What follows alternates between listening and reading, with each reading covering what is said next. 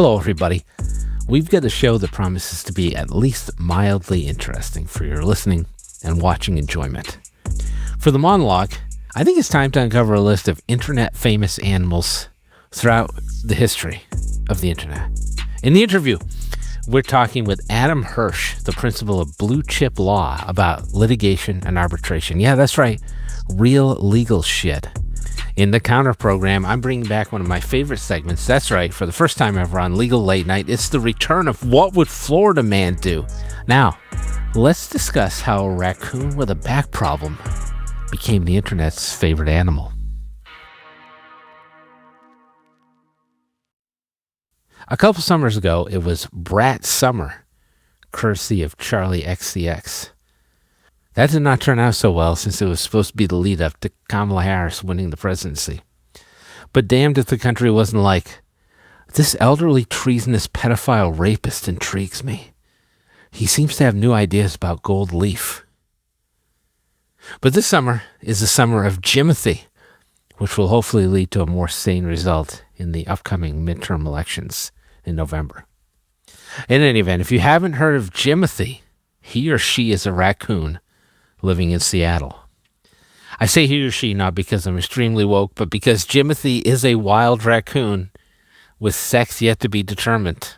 Or maybe Jimothy is just sexless, like an eel. What makes Jimothy special and not just a shitty random raccoon, raccoons suck in real life, is that Jimothy is afflicted with short spine syndrome, an issue mostly seen in dogs. This makes him or her look like Sonic the Hedgehog in ball form, which is, I think, the best description I've heard yet of what he or she looks like. See, there he or she is right now, Jimothy, doing Jimothy things. When Jimothy walks, it looks like he or she is kind of tiptoeing around, sort of like the Jean-Ralphio and Mona Lisa Saperstein "Don't Be Suspicious" bit. He or she, Jimothy, is legitimately great. Who couldn't love Jimothy? But the obvious question you're probably asking is, how was he or she named Jimothy? Is Jimothy a unisex name like Leslie? Was that his or her given name? Well, in a way. Jimothy gained viral fame when Seattle resident Kiana Hall posted about him or her on Instagram in July. She thought he or she looked like a Jimothy. And I guess now, he or she does. Jimothy fever has gone crazy ever since. He or she was awarded an honorary degree from the University of Washington. The Seattle Mariners held a Jimothy night. And if you search Jimothy on Google and click on the paw icon that comes up, Jimothy scampers across your screen. And because the internet ruins everything, according to Wikipedia, some entrepreneurs have attempted to apply for intellectual property ownership around Jimothy. Though from a U.S. legal standpoint, Jimothy has no legal owner, and thus no one can claim rights to him or her. The good news is, as of this moment, Jimothy continues to roam free. This all got me thinking about other internet famous animals, of which there have been a number. When I was talking about developing this monologue with one of my consulting clients, I learned about Punch, the baby monkey. Well, a Japanese macaque, specifically. Punch lives in the Ishikawa City Zoo in Japan. Punch was abandoned by his mother, potentially due to the stress of its birth taking place during a heat wave, and was subsequently bullied by the other snow monkeys in his enclosure. So the zookeepers gave him a plushy monkey from IKEA, which he treated as a surrogate mother. I mean, look at him. There he is right there. When I asked my daughter about Punch, she told me that she has known about him for fully 2 years. Then she muttered, "Boomer," under her breath. Even though I am not a boomer, the script just writes itself, honestly. This is definitely going to be a Disney Plus movie, right? Baby animals, of course, are always gold. The upgrade on just a standard adult animal. Moo Deng, the baby pygmy hippopotamus from Thailand, parents Jonah and Tony, who live on Long Island, was a viral sensation in 2024. Moo Deng, by the way, translates to bouncy pork, which is actually pretty perfect. While it was naturally occurring, Disney again figured out something similar with the launch of Grogu, originally known as Baby Yoda, which was just that, a baby version of Yoda appearing at the tail end of Season 1 of the Mandalorian TV series. Baby Yoda just had his own movie come out, in fact, which also featured a masked vigilante. Locally, we've had something of a celebrity animal in my own town as well. In Beverly, Massachusetts, there's a local man-made pond, which was originally created by a shoe company. The pond is creatively called Shoe Pond. Yes, really. There are no shoes in it. But there's something else in it, because it's connected to the ocean via a culvert and a river. And during the summer of 2022, a large harbor seal found its way into the pond. Local residents nicknamed him Shoebert. Correct. S-H-O-E, Bert. Shoebert. Shoebert would pop up from time to time or sun himself on the shore as we would drive by. Marine biologists tried to relocate him because food was going to become a problem, but Shoebert was too slippery. Eventually, he crawled out of the pond under his own power and waddled over to the police station, thereby turning himself in where experts were called in to get him back to the ocean. This is all true, I swear to God. I was there. Shoebert was a local sensation. Merch was sold. My daughter still has a Shoebert t-shirt to this day. There are, of course, more entries in the Animals of the Internet Hall of Fame. There have been athletes like Tillman the skateboarding dog, who, as the name implies, was the world's fastest skateboarding dog, and who also competed in surfing competitions in his spare time. Tillman died in 2015, 60 dog years old, R.I.P. Tillman. Closely related is Twiggy, the water skiing squirrel, who you may have seen in the movie Anchorman and a Brad Paisley video. There have been 11 Twiggies. Some of them have retired to open bed and breakfasts in Vermont. There's also Kabosu, the Shinnei Inu dog, I'm definitely mispronouncing that, who effectively became the logo for Dogecoin. The original Grumpy Cat looked that way due to an underbite and feline dwarfism, which I didn't know was a thing. You learn something new every day.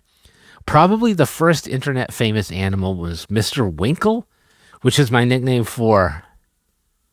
never mind.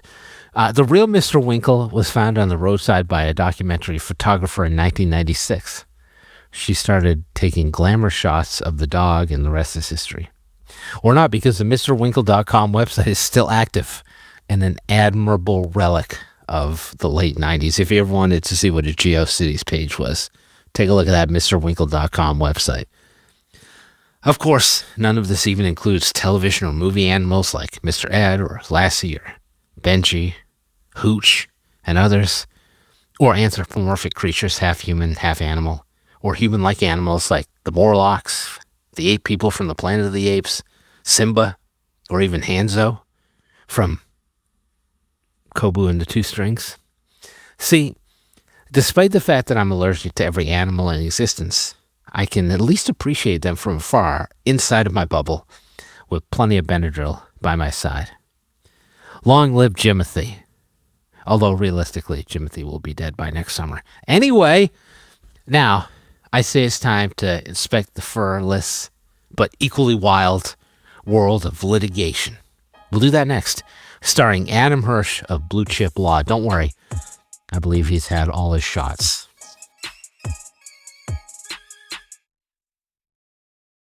Well, I've effectively run out of things to say, which is awkward because this is a podcast, so I'm going to simply now do a backflip until I can think of something. No, I'm just fucking with you. I definitely could not do a backflip without severely injuring myself, and I'd like to keep my ACLs today. Let's just introduce our guest before I do something stupid. Our guest today is Adam Hersh, the founder and principal of Blue Chip Law. Adam, welcome to the big show. How are you?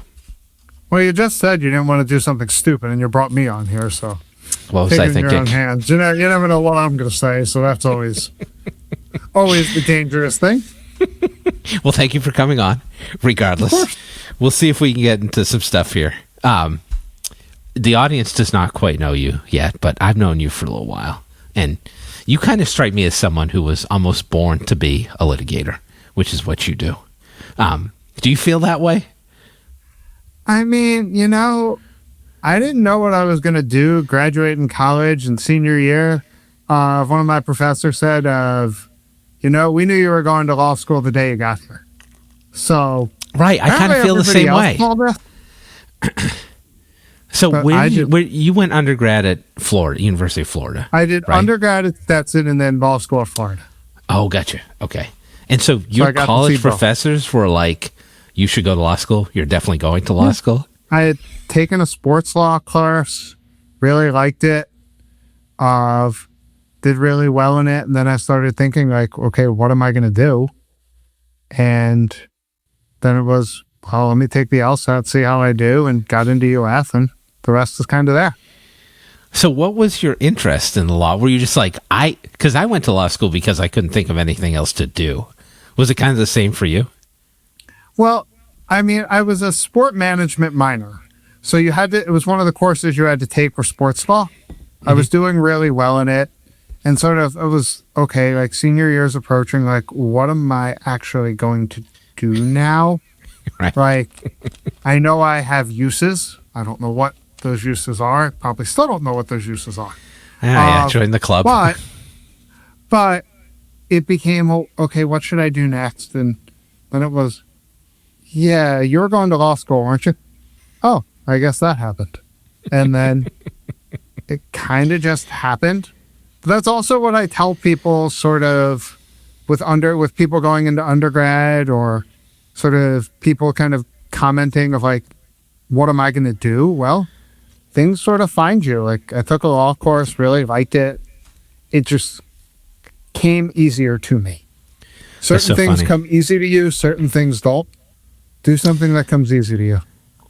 We have another show on the network called Dream Job Cafe, where Larry Poor, who used to run the software company, interviews people about their dream job. And I feel like a lot of people are like, I just kind of fell into it. All right, so you graduate from UF, U of F. Am I saying, like, what's the appropriate nomenclature? UF. You go, now you're practicing law. Like, how'd you find a job? Like, how was it starting out? I want to talk about your firm, but before we get there, what was it like practicing law for someone else? Well, I'm sure it doesn't surprise you that sometimes you just find your way into opportunities. I've always been a believer that if you find yourself into an opportunity, do the best you possibly can at it, and you do not know what will come of it from there.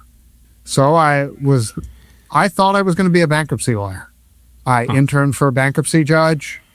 I wrote my law school seminar paper on bankruptcy law. I had taken a ton of bankruptcy stuff, like, okay, I'm going to be a bankruptcy lawyer. And, well, I ended up with an internship with a biotech company that had just gone through a merger to become a public company, had done just good enough work that they thought I should hang around. You just want to do just good enough, because if you don't do good enough work, they won't ask you to do more. That's funny. So I always tell people, like, the bar exam is a minimum competency exam. I mean, but no, in all seriousness, when you do, they thought I had done a good job. I had worked hard there, and then it sort of just turned into things from there. And then it was, okay, it was one of those situations where you do not have to leave, but when you find the right opportunity, go take it. We'll set you up with whatever you need. And then when I had joined the firm I was with prior to starting mine, they had a client that needed the same stuff I had done for the startup that went public. Then it sort of went from there. Oh, you know how to do this? We need someone that's done that. Perfect. And then it was, you had glowing references from them sort of whenever the right timing hit. So you worked with the biotech company, but you also worked in private practice for a little bit, right? Am I correct on that? Yeah, that's what I'm saying is my private firm, they hired me from the biotech company. Gotcha. Okay. So it was the work I did there that my firm at the time, one of their largest clients needed the work I did for the biotech company. That makes sense. What was that shift like, though?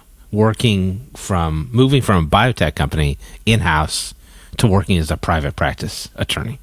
I mean, it wasn't different right away. It didn't sound like, because you were doing similar work. I honestly think working at the biotech company really created the right mindset as to working with salespeople. And it really gave you the mindset of, look, your clients want to get deals done. When you're on the transactional side of it, your clients want to get deals done. They do not want to see you as a hindrance. If you are a hindrance from getting deals done, they will circumvent you.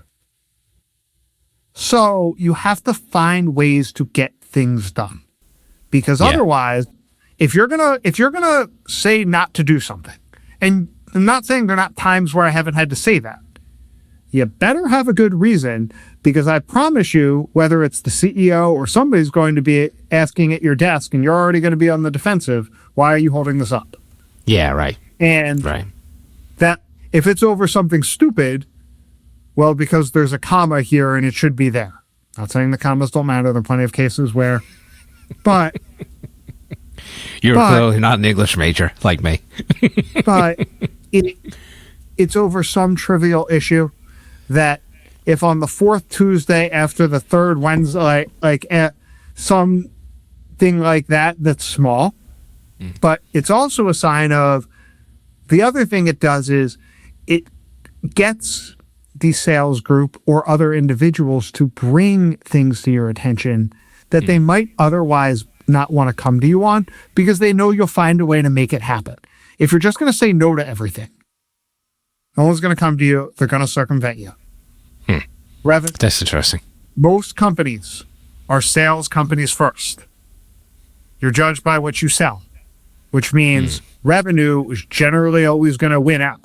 That doesn't mean you don't have reasons, but that was the mindset instilled. Find a way to get these deals done. And that served you pretty well in your entire practice life. Yeah. And that's just been the mindset from there. Well, clients seem to like that because you found a way to make their deal happen. And look, if you could go on level 10 protections, I can write you a contract. It could be ironclad. Problem is someone's got to sign it. Right. And that's the reality. And okay, well, how does that play out where, okay, how much revenue is coming in the door versus the level of risk that you're taking on? Yeah. And is it, well, this is a big deal. Like, we should be willing to do this. And we got to find a way to get this relationship to happen. So you've got a good sense for business. You kind of take to law practice. Now you've got this corporate experience. You're working for a private practice firm. What makes you decide to start your own firm? Well, a lot of things are about timing. It's sometimes the opportunity wasn't right, and then it became right. So the right opportunity happens where there's a number of factors at play, where sometimes you know that somebody might be leaving. You might know that a client loves you but's not happy with others and talks to you about it. Others may say you don't necessarily agree with the direction. And I'm not saying these are any one particular of these things that happened. Sure. But you may not agree with the way something's going. You may want to, it's sometimes just the timing is there. And so much of it is about the timing to see, okay, what is or isn't there? Okay, sometimes it may be time to start your own firm. Sometimes it may be another firm's recruiting you. Sometimes it may be, oh, well, this is coming out there. I may want this. So you start your own firm. How do you go about getting clients? Do they come with you? Are you starting from scratch? What was that like? Some of them knew that I was coming with them, and some of them had said specifically, like, I didn't actively try to recruit. Some said I just don't believe in doing that. Yeah, that's fair. And I had told my old firm at the time, like, there was a meeting where I saw there was another attorney in there meeting with my old firm. And like 2 days after that meeting, I had gotten a LinkedIn message from them offering like, hey, why don't you come with us? And I had went to my boss and said to her, look, at the time, like, I can't promise you I'm going to be here forever, but I'm not doing it that way. That's cool. That's not how I'm going to go about this. And when you do things like that, it makes, when you're wanting to move on, it can be done in a way that no one's really upset about it. Just some things have run their course. Right. And the firm may want a different type of direction. The firm may want different types of clients. You may want to be doing certain other types of claims that don't necessarily align with what the firm is doing. You may realize, okay, well, this cases are ending. So where you don't really have to transition some of these cases over. They're just going to be at an end. And just the timing is there. So much of it is the timing opportunity that was there that a year ago might not have been there and 12 months from then might not have been there. But during that particular window was there. And a willingness to take advantage of an opportunity. Yeah. Which not everybody is. You have to be able to see opportunities that when they hit the market. That's anything in life. You can get your best deals off of when opportunities hit. Whether it's about there may be a window to settle a case that goes to starting practice. Let's just talk about whether or not to settle a case. There could be a window right then and there. Somebody's got to make a big tax payment and could use the cash. That window is there that might not have otherwise been there. Let's talk about you went with a brand name for your law firm, which not everybody does. Blue Chip Law. How'd you come up with that? Well, no one knows how to spell Hersh, so that becomes part of it to begin with. Right, fair point. I mean, but in all seriousness, that does become a big thing where I know that sounds stupid, but yes, it's spelled like the candy, Hersh. But there's a lot of people that spell it H-I-R. Could be a C in there. Put a C in there. And all of a sudden, I could come up with the best thing possible. But if you type it wrong in the Google machine and you type it wrong with when you're typing it, right? Well, you're not going to get it. So it took us a while, and we were playing with a lot of different names. I'm always a believer in what brand names, like what domain names can I get? Because if I can't own the domain, it doesn't really matter. I'm right there with you. I'm always buying domain names. I love buying domain names. I have a lot of them that are always interesting ideas. And it's a great hobby. Well, then I was looking at just what are business terms? And so I saw Blue Chip on a list, and I was like, there's like a focus group of like a few of us on a group text message coming up with ideas. What about Blue Chip? Oh, like, it's I a cool really name. like that. You can get that. Yeah, very unique. And then okay, let's get this. And that was really how it went. I want to talk to you a little bit about your practice itself. So you're a litigator. Yeah. Litigation's hard enough.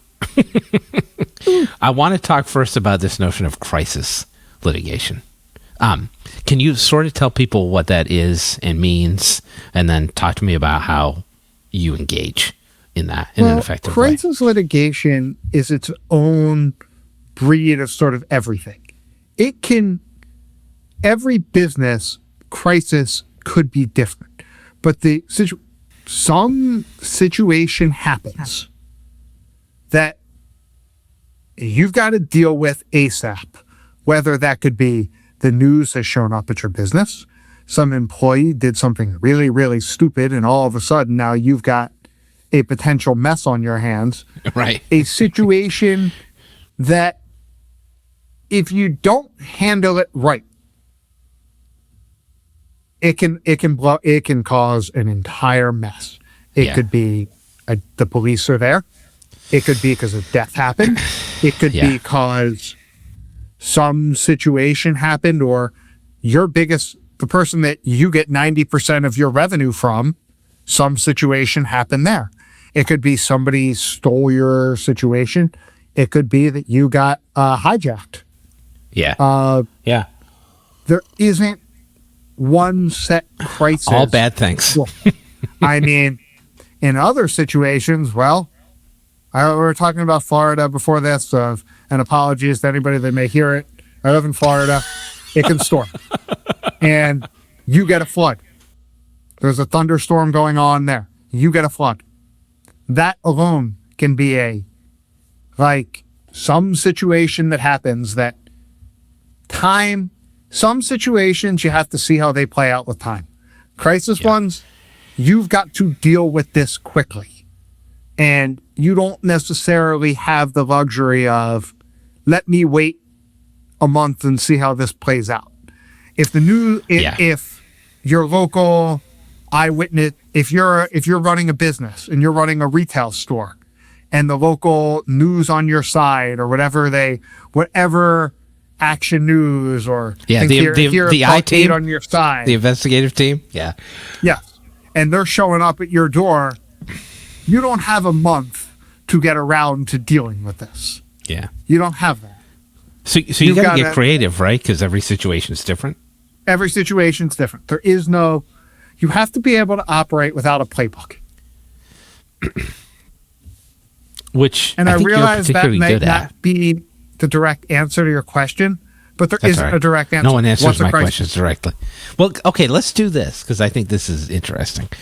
Remember the CEO guy who was at the Coldplay concert? That was about a year ago. Yeah, with not his wife.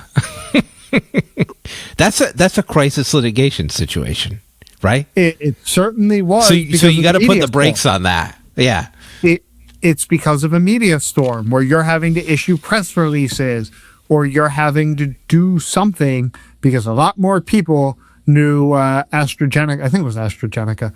I've heard of them than ever before. Now, sometimes you can make that a sales opportunity too to bring awareness to your brand.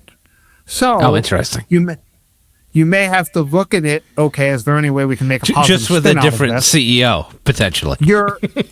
You're fighting in different courts, and when you're dealing with crises, you sometimes have the court of public opinion and the judiciary courts. Yeah, and what you do in one, you don't necessarily do in the other. And yes, I'm an attorney saying this. Sometimes how you operate one may be more important than the other. Yeah. I'll give you an example. Okay, you may lose a breach of contract claim that you, let's just, for easy purposes, may lose $2 million and get hit for that. Yep. You could lose your biggest customer if you don't manage this right and lose 10. Yeah. Which is the more important court? Not saying all of them. Each of them are very different. You have to evaluate all of this. Interesting. As I was thinking about the Coldplay thing, I was also thinking about the Mike Vrabel stuff that happened earlier this year too. That's another similar scenario. I'm sure the Patriots lawyers are working overtime. That's another similar situation. But in that one, you've got so many different stakeholders as to where does everybody, who are you looking at this as a crisis to? That who is the crisis towards?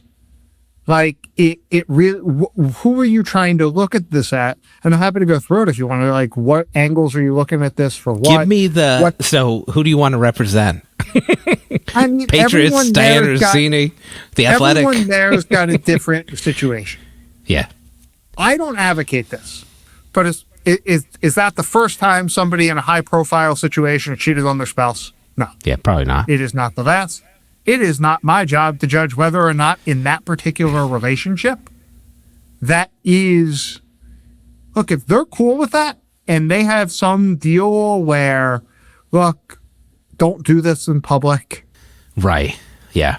Who am I to be the one to say, oh, that's that. That doesn't mean that that's what I do or what I value or what I believe in, but that doesn't mean that doesn't go on. But in the scope of Mike Vrabel's career or the scope of Diana Rossini's career, well, that's what happens.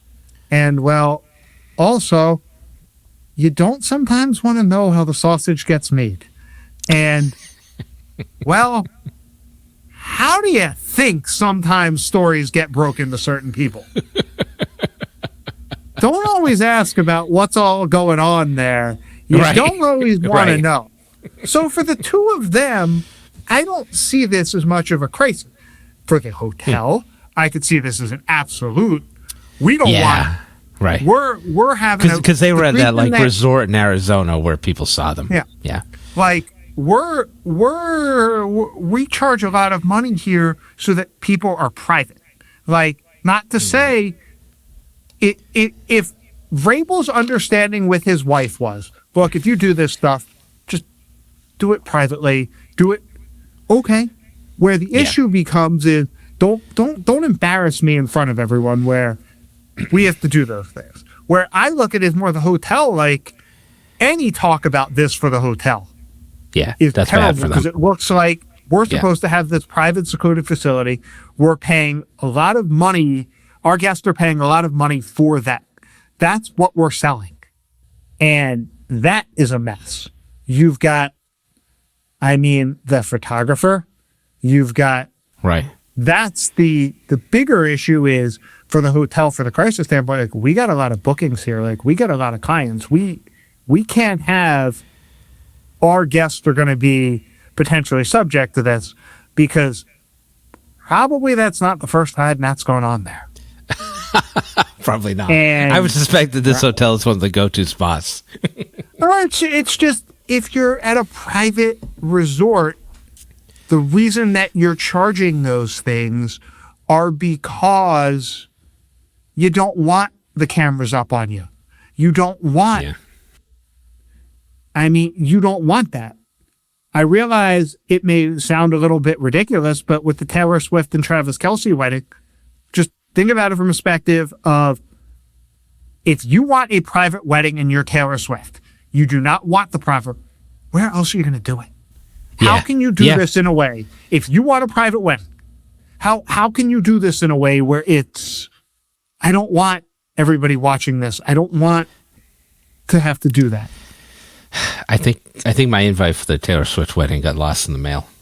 It was disappointing. I really was hoping to have been there. Can we do a little hardcore legal stuff before we finish up? We hardly ever do this on this podcast, but we had you were talking to me the other day about federal diversity jurisdiction and the amount in controversy. And I thought you had some interesting points to make. You think they're too low. So can you talk a little bit about that? And then there's one other question I want to hit before we finish up the interview. So I would start with the amount in controversies and where one of the struggles in trying a case is in the work required for certain case doesn't matter the dollar amount. It's a lot of the same work, whether or not you were in Florida state courts. Yep. Once you hit $50,001, it's the same court, whether it's $50,001 or $50 million. Now, Florida in the state court over the past decade has upped that number from 15,000 to 50. In the federal system, that $75,000 amount in current controversy number hasn't been updated since 1996. Yeah, that's wild. Now there's a bill by one of the senator, I think she's senator now, Laurel Lee. I tried a case in front of her. Yeah, I think that's right. Of that, I think she took. Yeah, I think she's holding Rubio's seat, but when he became Secretary of State, but to try to up that to $500,000. And the point that I'm really trying to get at is when we're looking at ways to make cases, to try cases more effectively. In the federal system, on a diversity case, and just in case anyone's unfamiliar, diversity is when you have different people of different states fighting of the amount. If you have to have different states and $75,000. Right. Yep. Well, the $75,000 number hasn't been updated in now close to 30 years. Yeah. But the point that I'm really looking at is the work associated with the $75,000 case in federal court, whether it's $75,001 or $75 million. You've got to do the same things. But that's not necessarily fair. And I do think there could be a lot of benefits by adjusting the amount in controversy and treat like claims alike. If you want to make a claim, because there are a lot of claims that are legitimate claims in the 75,000 to $500,000 range. Oh, sure. Yeah. There are. But at the end of the day, it's $500,000 is the total amount of exposure. It's a different set of issues than 50 million or 500 million. Right. They're different sets of issues. The judicial labor required for those shouldn't be the same. In theory, they say the same. They're not. There's different issues associated with it. There's different levels. Well, yeah, you can have a case declared complex or certain things, but I think a lot of people would be better service, and you can use tools differently. Because in a certain amount of cases, if you're going to try the case and you get it below that $250,000 number, and you're really going to try the case, and there's any bit of complexities to it, you may spend more in legal fees than you're going to than the total sum. Yeah. And then it becomes a case about legal fees. Whether or not your fees are recoverable, the second you start trying to chase that, if it's $1 million or $2 million or $20 million, fees aren't going to exceed the amount in controversy. Unless it's some, or in most typical cases, I'm sure you can give examples as to where it would and wouldn't. Yeah. But that's really where, if we're looking at how to really focus on getting cases tried, getting people their day in court, letting people really take part in judicial proceedings, let's find a way to treat like cases alike. You can use a lot more informalities if it's a $100,000 case. There are things you could do. There are things you could do to move the cases along quicker. There are things you could do to set aside dockets. Maybe you have, look, these 2 judges in every circuit handle what we call high dollar cases. And from that, going back to your point on diversity jurisdiction, if you go back to the concept of diversity jurisdiction, when the federal courts were invented, it was designed to be that there was a big difference and you run a real risk of you as a defendant appearing out of state in front of a jury and an elected official. Not that that doesn't exist anymore, but it's a lot more common for people of different state with the advent of technology. It's a lot more common for people of different states to be working together than it was in a pre-internet age. It's not that things weren't necessarily, you couldn't work there, but you deal with a lot with Teams and Zoom and all of the different platforms that are out there. You can communicate, you can have employees all over or work with people all over that you couldn't before. Yeah, that all makes sense. Okay, so one other point of this, which I think is interesting, that you brought up the other day when we were talking, was this also affords people an earlier opportunity, or actually kind of forces them to prove damages, right? Which would be helpful for moving the case along. Part of what I was saying with this is, if you're going to adjust court to jurisdictional thresholds and say, okay, if you want $500,000 or more, or you want $2 million or whatever we want to say this top number is, part of me says, as part of that, the plaintiff should need to give an estimate of their damages. It does not have to be binding, but on the defense side, when someone's saying, I want $5 million, how? And you can't get, well, how do I move the case forward? Yeah. If there's a plaintiff that has legitimate damages, and I'm typically more on the defense side. Yep. I'm not doing my client any favors by just fighting this for the sake of fighting it if they are legitimate damages that my client could legitimately own. Yeah. Let that makes me sense. know that now. Let me know, like, look, I've got a real problem on my hands. If you want to get to those levels of courts, if you want several $1 million in damages or whatever we say that amount is, give an estimate of your damages from the start. You don't have to, you can still hire your experts later on, but you can still say damages are ongoing, but if you're saying I'm entitled to whatever we say this threshold is, but you can't explain your damages as to why you're entitled to that, that becomes the real problem. Yeah. Let the judges handle those issues. Yeah. Because that's going to really dictate the case. If you can't prove your damage, because that's why are you there? You damaged me, you owe me money. Okay, how much money do I owe you? Well, I need to have someone tell me. Okay, I get that. But I also need to be able to show some degree as to why you're there. Why should, and this would be part of my thought was, okay, before a plaintiff gets to take discovery, they should have to give some estimate of damage. The other part, and if they can't, go to the judge and make some form of motion where the judge, under good cause, could allow a scenario where damages aren't being provided, or why damages aren't there. But if you can't show damages, that becomes a real problem. Right. So let's make this there. Now, if you're in the under $500,000 range or whatever this is, you can deal with these problems a little bit differently, where you can try more ways to do them.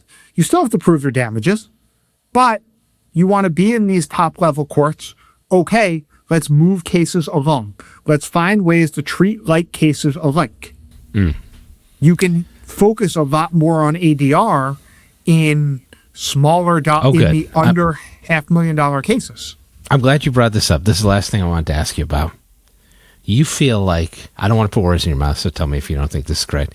You feel like arbitration is underutilized, and there are different types of arbitration that attorneys could use that they're not as aggressive about using.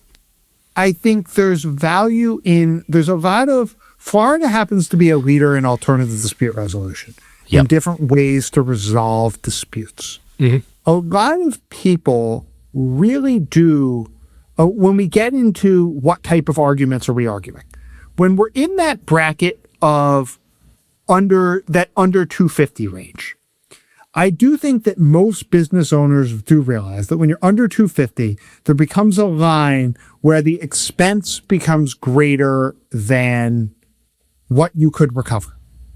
Yes, right. And there is a line where it is that if there are ways to get this thing resolved quicker, they should be looked at. And so in Florida, and I don't know other states that have these things, we have something that by statute, it's called non-binding arbitration. Yep. And I think this is something that I'm a big believer in this. I've done it on several occasions. I think more people should do this. When you take a case to non-binding arbitration in Florida, the way it works, and I'm oversimplifying this. Yeah, but of course. Basically, you go, you put on your case in front of an arbitrator. It's somebody you hire. The statute dictates how they're going to be paid and all of that. And it can be a retired judge. There are plenty of organizations that provide this. This is not necessarily a AAA person. This is a statutory-based thing. This is not through JAMS, through AAA. This is not through that. And basically what happens are you put on your case. It specifically says under the statute the rules should be relaxed. You can put on your testimony. You can put on some evidence. You don't have to focus on as many of the formalities. Let's put this on. And you know what? Unlike mediation, the arbitrator is going to make a ruling. Yeah, right. And now, what'll happen is, with that ruling, let's say it's non-binding, is either side can reject it. And then there's a fee trigger associated with if you reject it and you don't beat it by a certain, if it's better than a certain percentage. I don't want to get into that for the purposes of this. Yeah, we don't need to. But you got somebody listened to this and somebody made a ruling. It then opens up the door to have, okay, this is a $100,000 case. You can go to your client and say, look, this is what somebody's now listened to this. You've heard it. Okay. Do you want to spend another 100 to maybe, if we fight this at trial, maybe we can get it to 60? Right. Maybe you find a way to win, but you're probably going to owe something. But what's the ROI on this? that's the key thing as to what are you throwing good money after bad. You can do a lot more things like that in these cases because the dollar amounts aren't there to justify the spend. And when you get into that $1 million case range, the dollar amounts are there that you can justify the spend there. Yeah, that's interesting. Yeah. You have to look at it from the ROI standpoint. If you're treating these cases the same, it's the same judge as whether the same judge is going to hear a dispute whether it's $50,001 in Florida or it's $50 million. Right. Yeah. Yeah.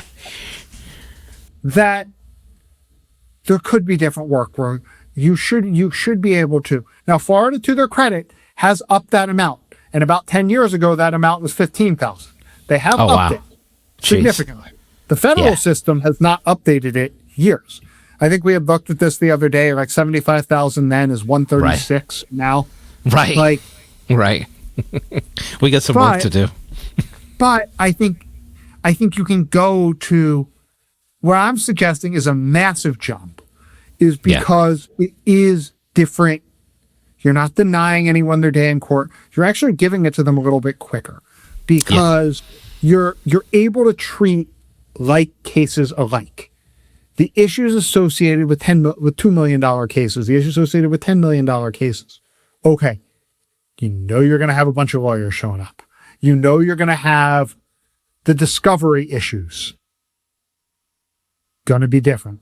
Yep. There's going to be a lot more things going on. Or the type of experts you're going to need to bring in. It makes good sense to me. Adam, this was instructive. Thank you for coming on. Will you stick around for one last segment before we finish up? Of course. Okay, great.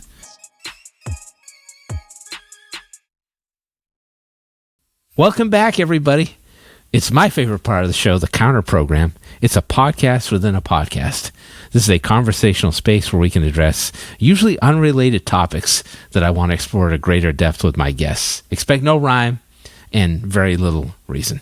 Adam, you just mentioned you're from Florida. You have sometimes described yourself to me as Florida man runs law firm. But more often than not, Florida man is not doing something anywhere near that productive. So I'm personally excited because this gives me the opportunity to roll out for the first time on this new show, one of my favorite trivia games called What Would Florida Man Do? Let's find out, shall we? Adam, here's how the game works. I'm going to read something some dipshit did somewhere, and you just have to tell me whether it happened in Florida or somewhere else. Are you ready? Let's go with it. You're going to like this. All right, I have 6 scenarios for you. Scenario number 1. A suspected drunk driver was pulled over after a crash, and when the police arrived at the scene and asked him how he was doing, he told them he was totally perfect. And then the officer asked him what was on his finger. Apparently, during the crash, the driver's finger had become lodged in a can of White Claw hard seltzer, and he couldn't get it out. So much for totally perfect. Adam, was this a Florida man? Feel free to use all your powers of logic and deduction. I was like when I drive down the roads and sometimes see signs and I think, somebody have had to have done that, which is why we have a warning sign not to do that. Very true. I feel like that probably happened. Yeah, I could see that one happening here. In Florida, you think? Yeah, yes. I can see that. Florida man. That happened here. This was an Arizona man. This is an Arizona It's hot there. Resident. I could see that. You got to cool off with your White Claw. I mean, it's the middle of the desert. I could see it. I mean, let's... Believe it or not, that's only the first one. Are you ready for number 2? Scenario number 2. Not much surprises me. Let's see what you get. You might not be surprised by anything that I talk about today, but hopefully you'll find it at least a little bit humorous. Okay. I do find that. Scenario number 2. A particularly enterprising thief, dressed up in full scuba gear, swam to a lakefront restaurant just after it closed. He took off his scuba gear, walked into the restaurant, tied up 2 employees, stole $20,000 worth of cash, put his scuba gear back on, and swam off. He was in and out in under 2 minutes, even taking the time to spray paint over a security camera lens before he left. This guy hasn't even been caught. The suspect is still at large. Was the scuba burglar a Florida man? I mean, we have a lot of lakefront restaurants. So, I mean, there's a lot of... Right. I mean, we've got a lot there. Yeah, I can see somebody doing that here. I can see that going down. Yeah. Okay. You are correct.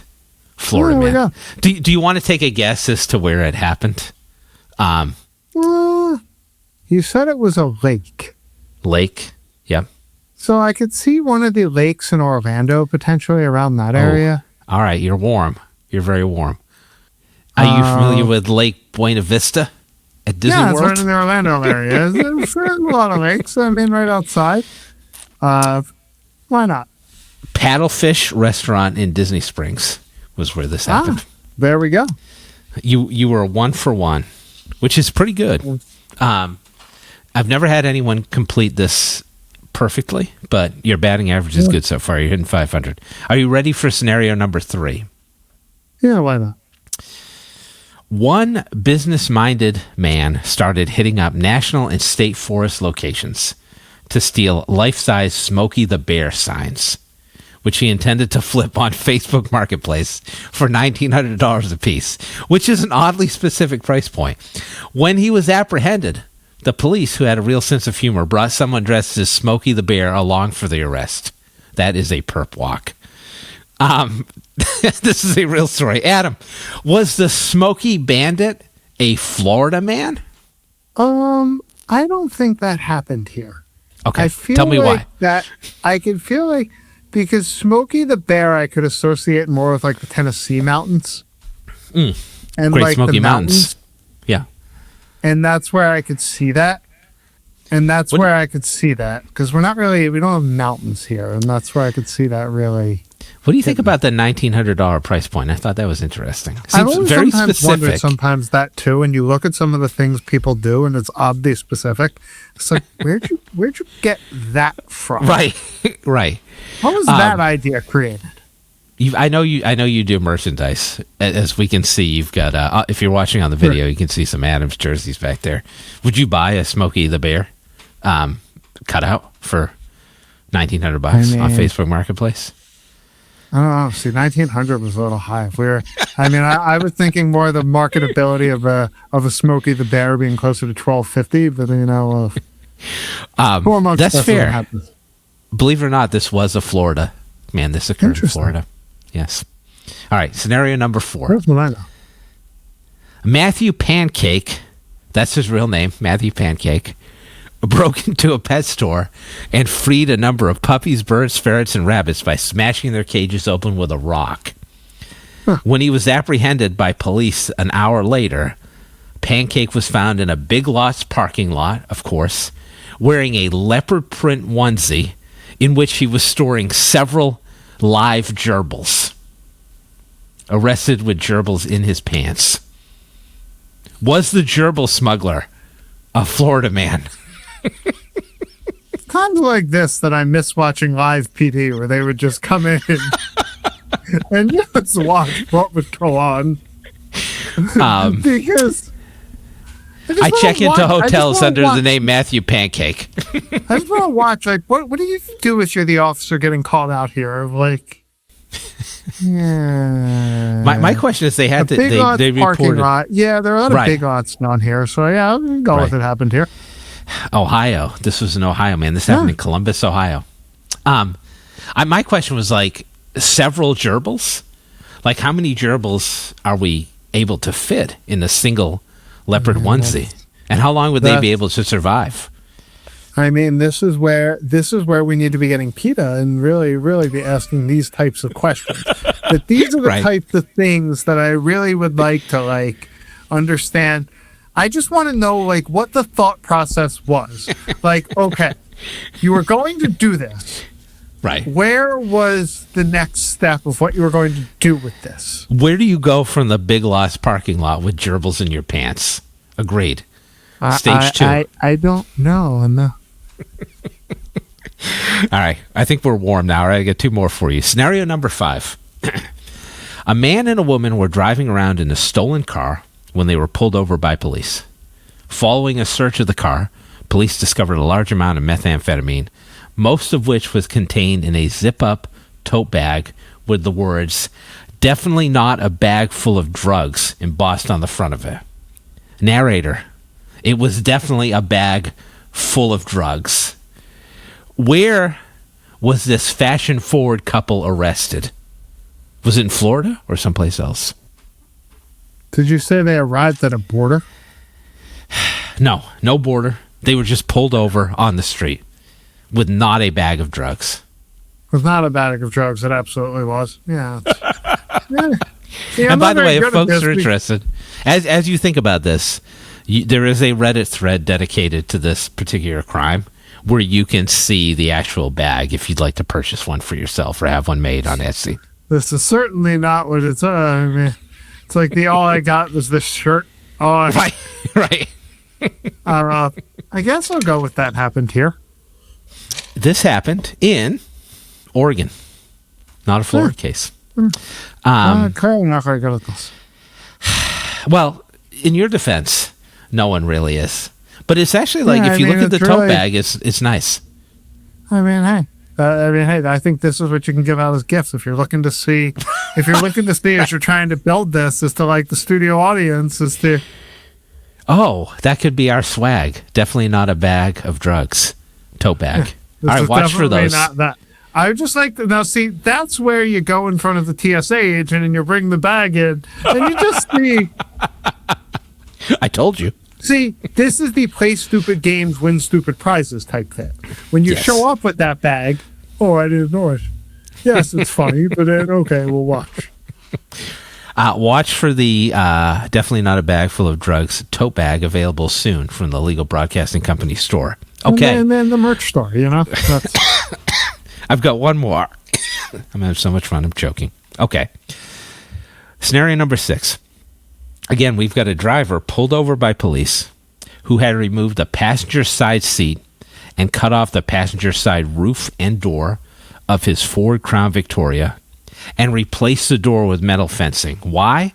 So that he could take a full-grown bull named Howdy Doody out for a ride in his vehicle. Even better, the car itself has a set of makeshift bull horns affixed to the hood to complete the theme. Police let the driver off with a warning. Was this bullshit artist pulled over in Florida or someplace else? I mean, big ass cattle in the Crown Vic. Something so ridiculous that you just kind of, I feel like the cops were like, not today. No, I'm just gonna. I don't really quite know how to explain this. There's not really a citation number for this. Right. I mean, yeah, why not? It happened here. Why not? Okay. I think your instinct is correct. I know your instinct is correct because this happened in Nebraska. Not a lot of cattle in Florida. I don't think. I could be wrong. I mean, go down. Yeah. With a bull, though. Southern Florida? I mean, USF is the bulls. So, I mean. Oh, right. That's what triggered that. So it was like, maybe it could have been. Could be the USF mascot. But you guessed correctly. You tried your best. I'll leave it at that. Adam, thank you for putting up with our bullshit today. I appreciate it. You brought me here. I mean, hey, it's one of those. You never know what happens when we show up. Right. Thank you for coming on. We'll have to do it again sometime. All right, sounds good. Thanks to our guest today, Adam Hersh, who is the founder and principal of Blue Chip Law. To learn more about Adam and Blue Chip, visit bluechiplaw.com. Now, because I'll always be a 90s kid who always threw away the bubble gum in the baseball card package, it was really hard, but his true passion is burning CDs for anyone who would listen. I'm now just doing the modern version of that, which is creating Spotify playlists for every podcast episode that I record, where the songs are tangentially, that's a hard word to say, related to an episode topic. for this week's playlist is animal songs. That's right. We've got songs about or related to animals, internet famous or otherwise. And it's brought to you by Chewy, the online pet store I never use because I'm a masochist. Well, that's not true. That's true that I don't use it, but Chewy hasn't sponsored shit. That is, unless we're talking about Chewy granola bars. Yeah, they haven't sponsored us either. I guess we just can't chew at all, which is going to make it extremely hard to swallow. Join us next time when I walk an entire half marathon and then take a long hot bath.